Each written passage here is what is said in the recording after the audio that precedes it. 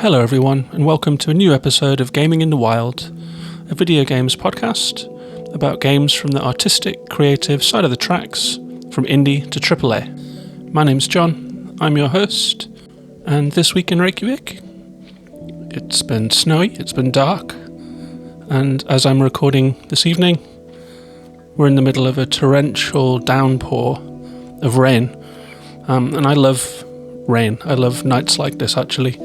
I love the sound of rain on the rooftop. I love the sound of rain on the roof of a car. I find it really soothing. And the game that I'm going to talk about tonight has quite a soothing, mellow tone to the whole thing. It's a game that dropped on Game Pass last week. I hadn't heard of it until it was released.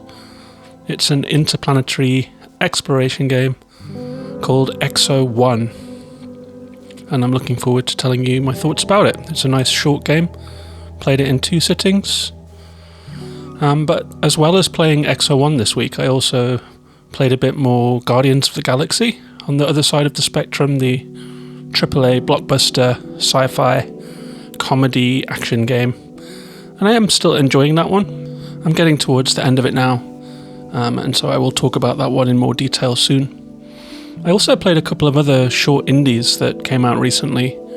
I played a game called Haven Park, which is a short hike influenced, couple of hours long, cute little game where you run around on an island fixing up campsites for your grandmother who is becoming very old and can't do it herself anymore. That was a fun time. Super short hike influenced. It has a lot of the same look and a lot of the same mechanics in it as a short hike, where it almost feels like a cover version of a short hike. It's not quite on the same level as I would say as a short hike, which really nailed everything. There's nothing wrong with that game. It's just a perfect indie game. And Haven Park isn't quite there. It's a little more rough around the edges. The writing isn't quite as good, but I did have a good time with it. I will talk about that one in more detail in another episode. I also played a game called Ynglet, spelt Y-N-G-L-E-T, and that was an interesting one.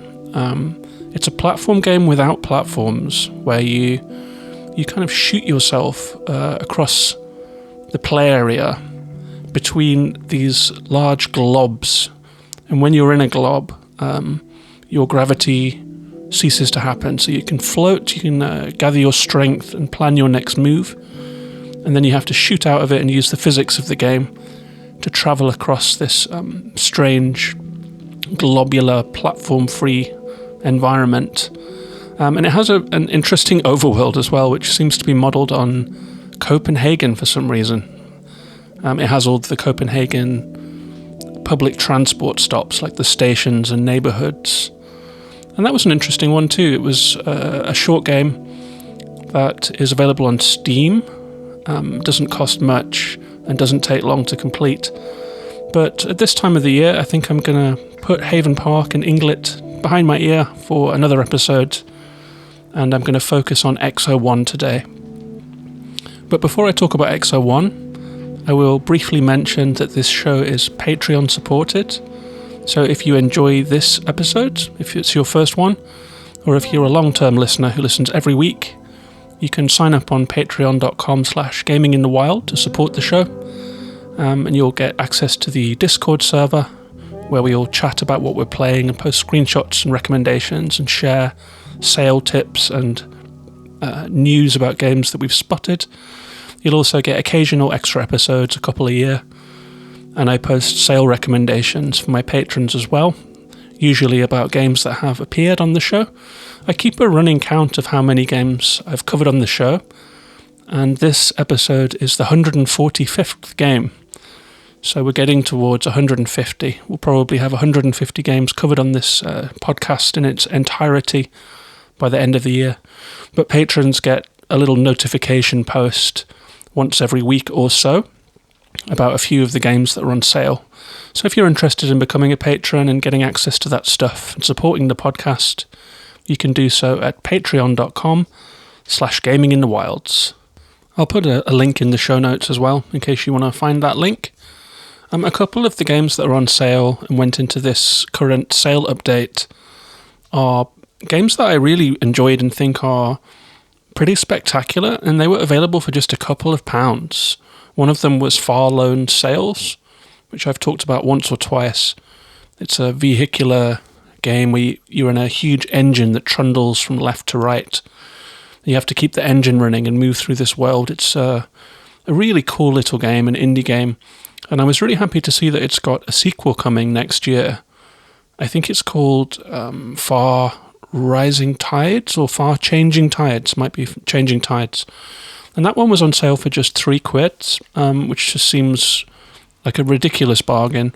There was also Inside, another left to right game where you just run left to right in a really desaturated, kind of brutalist industrial facility, and you play a small kid and you don't know where you're going or why. It's another wordless game, and as you proceed through this brilliantly rendered environment, you discover more about where you're headed, and it leads up to a really spectacular conclusion. And that one was available for just £1.50. So the reason I do this with the tracking the sales is that I like to play a lot of games. I like to try out a lot of different games, and they don't always stick.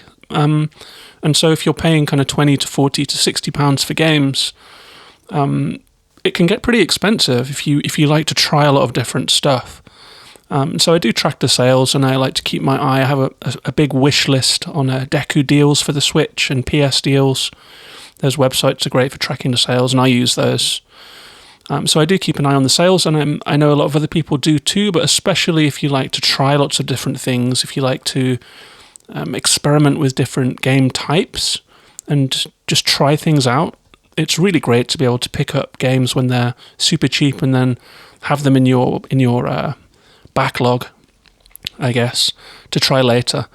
And so I would recommend getting Far Lone Sails and Inside, definitely. I know that Inside was a really big hit, and so most people probably have heard about it, or if they're interested, have played it by now. Same with Transistor. Supergiant are often putting Transistor and Bastion on sale for just a couple of pounds. But Far Lone Sails is one that I think does deserve a bit more of an audience. Maybe that will come if the sequel is more of a hit.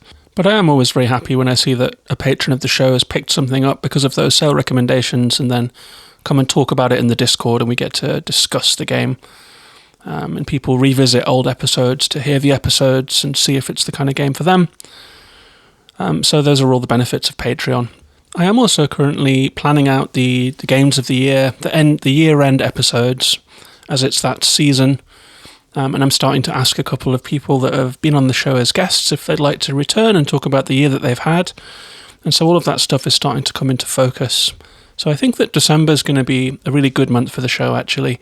I think there's going to be some really interesting conversations. I'm going to have returning guests, and we're going to dig into some of the things that happened this year, some of the highs and lows, some news stories, and some of the games that were surprises, and some of the games that outdid expectation or weren't what we had hoped.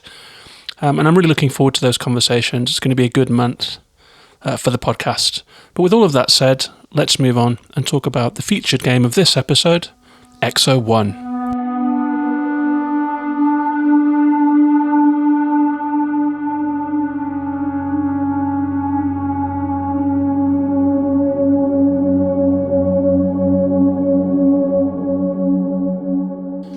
So Exo One is a game that came out just a week ago. It's by a developer called Expletive. It's published by Future Friends, and it has a really beautiful soundtrack by Rhys Lindsay. I played it on Game Pass on the Xbox Series S. I almost said X, I wish. I bought an S because I couldn't track down an Xbox Series X, but it performed perfectly on the S. It's also available on PC via Steam and Epic. There aren't many reviews for this one so far. It kind of came out of nowhere. This was a game that I hadn't heard of until it just appeared on the Game Pass screen, and I downloaded it to give it a try. Was very pleasantly surprised. As I was saying about the sale tracking, Xbox is just fantastic. If you like to try out a lot of games, the selection that they get is so good. I will try out most things that appear on Game Pass for at least a few minutes just to see if it's my cup of tea, and this one definitely was. But because of the lack of pre-hype, at least relative lack of pre-hype, there aren't that many reviews on Metacritic. It currently is at 83 on PC. There aren't enough reviews yet on Xbox to give it a score. Players have given it 77 so far. There aren't that many ratings. So I'll be interested to see if being on Game Pass and picking up a lot of players as a result will make it catch the attention of the media and see if this game takes off. No pun intended. How Long to Beat has the game at 2 hours to complete the story, 2.5 for completionists. I came in at around 2.5 and didn't unlock all of the trophies, although some of them are speedrun trophies. It seems to be a game that is intended to be perfected over time by the player to get through it more quickly. There are achievements for finishing the game in 60 minutes or 90 minutes, so it looks like it's a game that is partially designed for speedrunning, and it'll be interesting to see if players take up that offer as well. And the developer describes it as, Exo One is a surreal exoplanetary exploration game. Drift and flow across an enigmatic alien landscape using a gravity-based movement system. Atmospheric, diffused visuals are merged with otherworldly sound effects. Enter the alien worlds of Exo One and be part of the mysterious narrative that unfolds around you. And my little blurb about it is Exo One is a lush, sensory, mesmerising trip during which you'll use gravity to roll, skim and soar over varied alien topographies. It feels, looks and sounds stellar, but the obscure story could be more streamlined. So this is a space exploration, cinematic kind of game. There are two sections to the game really. There are short cutscenes where you're travelling between planets that aren't playable, where you'll receive these kind of crackling transmissions that give you just a few lines of dialogue that clue you in a little bit to what's going on. Not a lot. It's more like clues, it's more like hints at a story. It never really pins itself down that much. And that is something that I did find a little frustrating with this game, actually. The story could have been better told. But from what I could pick up, humanity has undertaken a failed space mission to Jupiter, where the crew was lost. And sometime after that, Earth's radio telescopes have picked up a plan for an alien spacecraft that uses gravity to propel itself. It doesn't use fuel. It's a new type of spacecraft. And there's some debate back on Earth about whether to build it and who should pilot it. And some pilot on Earth thinks that the plans are meant only for them. And so there is some debate back on Earth about who should pilot this craft. And it's all a bit muddled, it's a bit jumbled up. It feels like you're getting jigsaw pieces that don't quite fit together. And it does feel a little like it's influenced by the history of sci-fi movies. There's a little bit of 2001: A Space Odyssey in here. There's a little bit of films like Interstellar or Ad Astra or even Contact. There are little elements that you're familiar with from other sci-fi stories, but it's told here in a very vague way. And sometimes that has worked in cinema, for me at least. I think 2001 really works with the story that it has. There are these kind of vague leading elements to it, but it also has a pretty solid central story, despite the fact that there are surreal narrative elements that you really get to figure out for yourself and place your own interpretation on.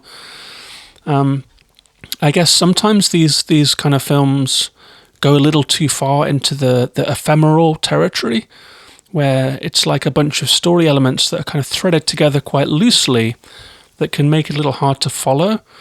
And I do wish that that this game had firmed up the story or been a little more generous with the storytelling. It's very minimal what they've done here. And because the gameplay is also a little simple, I think it would have helped the game. It would have helped me, certainly, to feel more of a sense of purpose in my play if I had understood more fully what's happening. But the story isn't really what the game is about, so let's talk about the mechanics of it. Each level starts with a short cutscene of a craft entering a planetary atmosphere.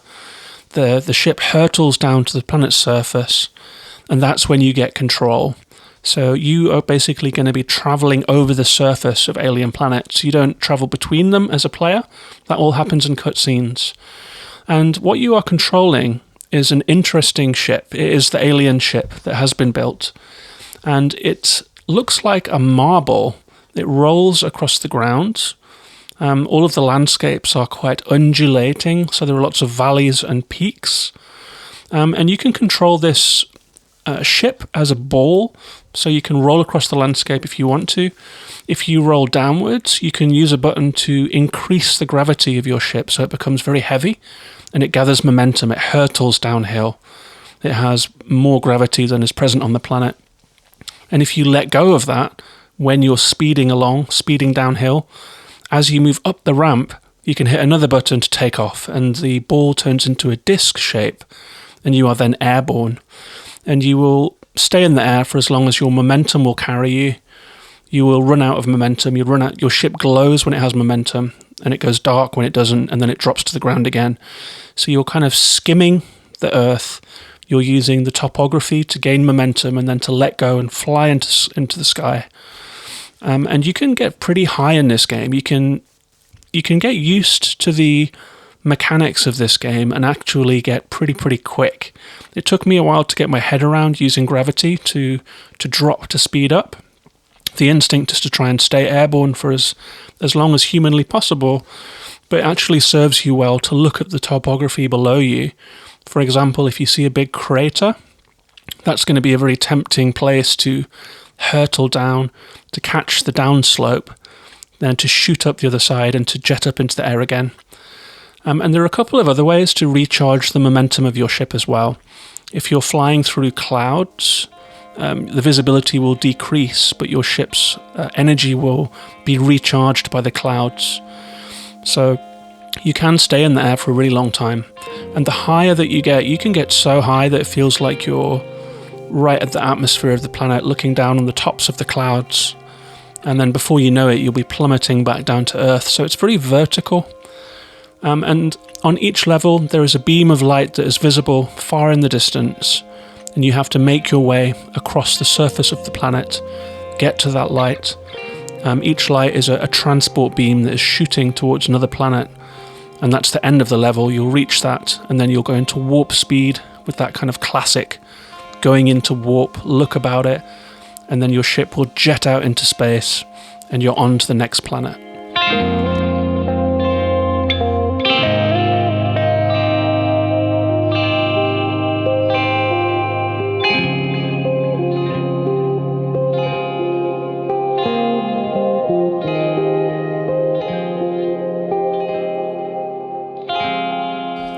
So the gameplay in Exo One is actually pretty simple. That's all there is to it, really. You play as this marble that can turn into a flying disc, and you have to use gravity and use the landscape to get from A to B. And the game describes itself as an exploration game, but there really isn't much to explore here, I would say. You will occasionally come across large alien architecture that you can navigate around or across. There's one collectible on each level, as far as I can see, that will increase the amount of time that you can stay in the air and retain the ship's energy. But that's it, really. So it's an A to B traversal game. Each level is a point-to-point journey, and you can find your own way to get there. There are some features that you can use. You'll find some mountains that you can maybe use the sides of.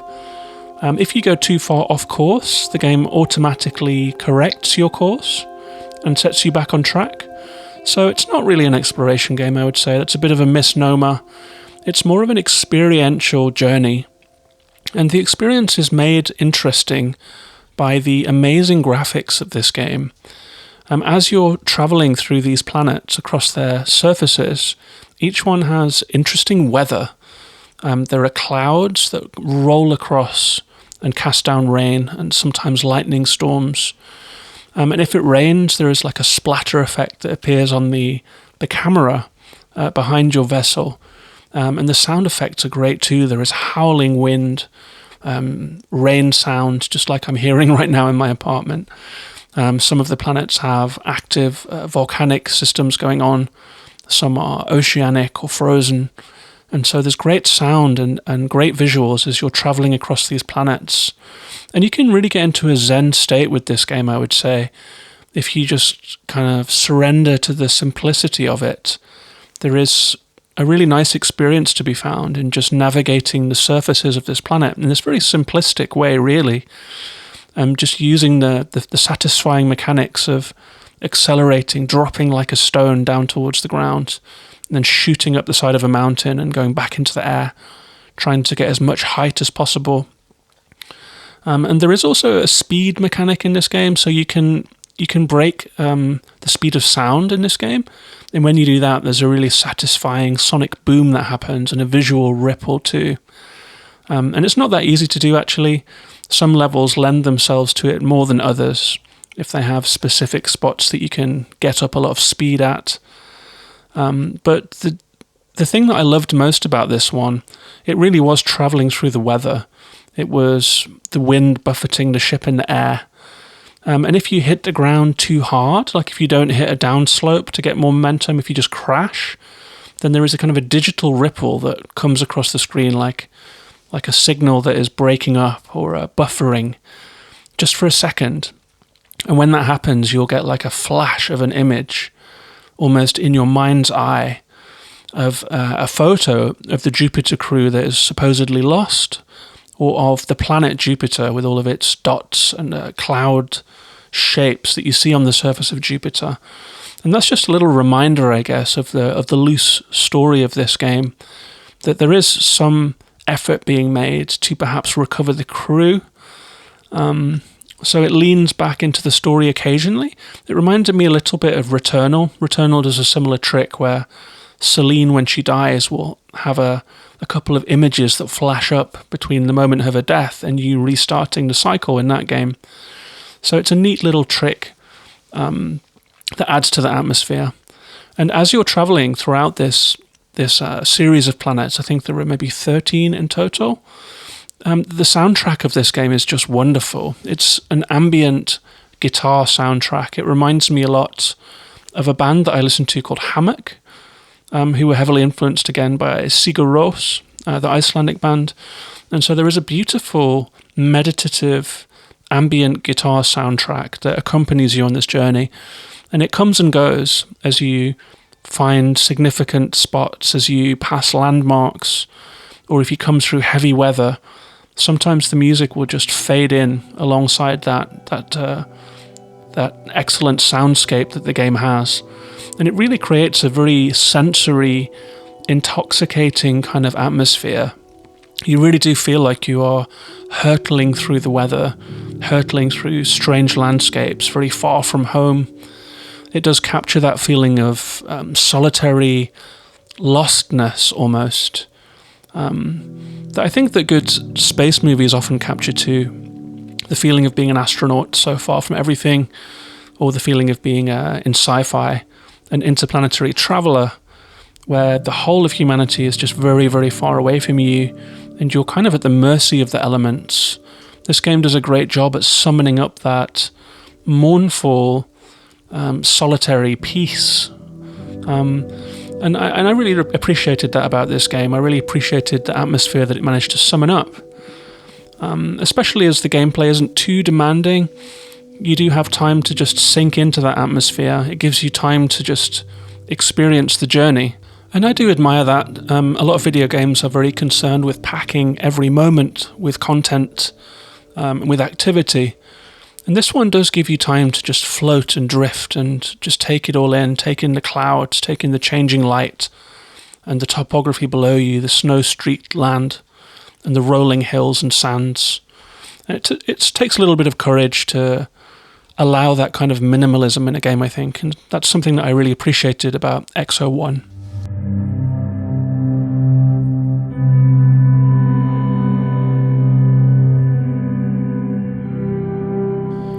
But there is a downside to that as well. I would say that the inscrutable story left me feeling like I wanted more. I wanted to know more. I wanted to understand. I think that it's an unmanned spaceship that you're in, and I wanted to know more about how does this work? Where is the pilot? This pilot, who I guess maybe you are playing as? Who are they? You don't really hear from them much. You just hear that there is a pilot who thinks that they are the only one who can pilot this ship, and that some Earth politics is stopping them. There is also a character called Clara, and I have written here in my notes, who the fuck is Clara? Because I really don't know. Perhaps it's supposed to be the wife of this pilot, or the partner, or some significant other. And Clara speaks a couple times, but you don't really know who she is. And that's a shame. I think that the story of this game could have been worked up into more, and to have made the game a more whole experience. As it stands, I think the story is a real weak point in this game, and a little bit frustrating for me. I want the whole picture, and I want, after my game experience, to have understood what I played. And I think that this really could have been elevated to another level if the story just gave you a little more to work with. Because as it stands, I recommend the game wholeheartedly. I had a lovely time with it. But when it comes to critiquing it, I have to say that the story is a weak link, and that the reason that I would recommend this really is for the traversal and the weather and the sound and music. But the story itself and the scenario are underdeveloped, or even if they are fully developed in the mind of the creator of this game, they are a little underexplained to the player. I can believe that there is a fully fleshed out story and scenario here, but we really only get the bare bones, and we only just get bare bones. These snatches of conversation and context don't give you enough story to put together the pieces beyond something very, very simplistic, which can be summarized in a few lines. Failed Jupiter mission, alien spacecraft used to recover crew. That's kind of it. That's the whole story of the game in just 2 lines. And you don't get much more than that, even at the end. It doesn't explain itself. But I do get the feeling that there are perhaps things to be found in this game. I'm curious as to whether doing speedruns or collecting all of the collectibles would give you any more story, because the one thing that I would like more of in this game is story. One thing that occurred to me was that sometimes you can get very high up in this game. You can shoot through the cloud layer into a kind of stratospheric height, and it would be a really nice touch if at those points perhaps you came into communications range, and maybe you would get like a couple more lines of dialogue, or just a few more hints, a few more breadcrumbs to help you understand the journey that you're on. That would have been a really nice touch here.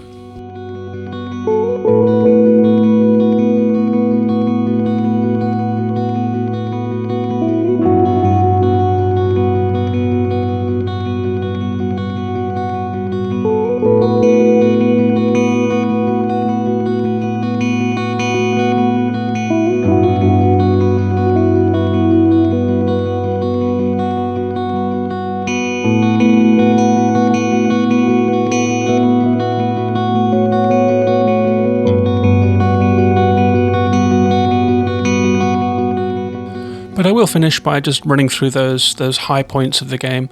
The feeling of freedom that you have in this game and flight is quite excellent. When I was playing it, I did think about the game Jet to the Far Shore, which I covered a few episodes ago, which was very good in the story department, but failed on the traversal. And this game is very good on the traversal and gives you the sense of exploration and being far from home that I think Jet was reaching for, but didn't quite accomplish in the mechanics of the game. I feel like these two games could stand to learn a little from each other. But the feeling of freedom that you get in Exo One is really spectacular. The sensation of flight is excellent. The weather, the feeling of turbulence, the feeling of being far from home and seeing different exoplanetary surfaces, all accompanied by that gorgeous music, and the visuals are just spectacular, and so is the sound. It has a grand feeling to it that good sci-fi needs, especially when it's to do with space exploration. And I do appreciate the minimalism. I can see the thinking behind every choice that's been made here, and most of the time they've gotten it right. I think that the mechanics are really excellent, the sense of motion.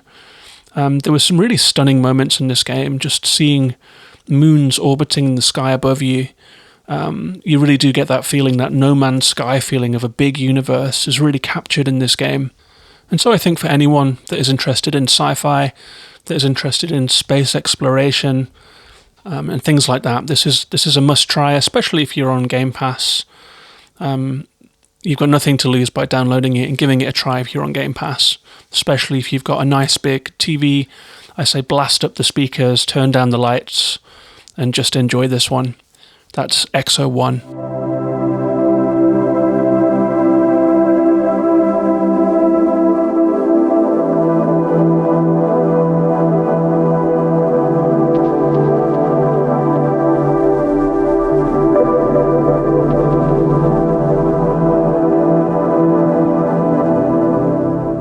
So I hope you enjoyed hearing about Exo One. I had a really nice time with that one. I played it in just 2 sittings. It was a really fun time. It was a real mood. It was a really good game to play today on this very rainy Sunday afternoon that I'm recording on. I've always been a big fan of science fiction, especially like astronaut exploration type movies. I love that stuff. I really enjoy learning about astronomy and the astronaut experience. I listened to a really good podcast called Astronomy Cast, actually, where a couple of astronomers talk through recent developments in what's going on in space travel and astronomy and planetary observation and the technology all around the world. I really enjoy that stuff, and this game it's a fantastical one, but it really does capture that mood that makes that stuff so exciting. It was a really fun game to play. I'm glad to see when I went on the developer's Twitter account and on the musician's Twitter account who did the soundtrack that they have been getting some really nice feedback. I will put their links in the notes if you'd like to go and follow them. And it did put me in the mood for perhaps another space game. There are a couple that I've been meaning to get to. I have wanted to get to the Outer Wilds Echoes of the Eye DLC before the end of the year if I can.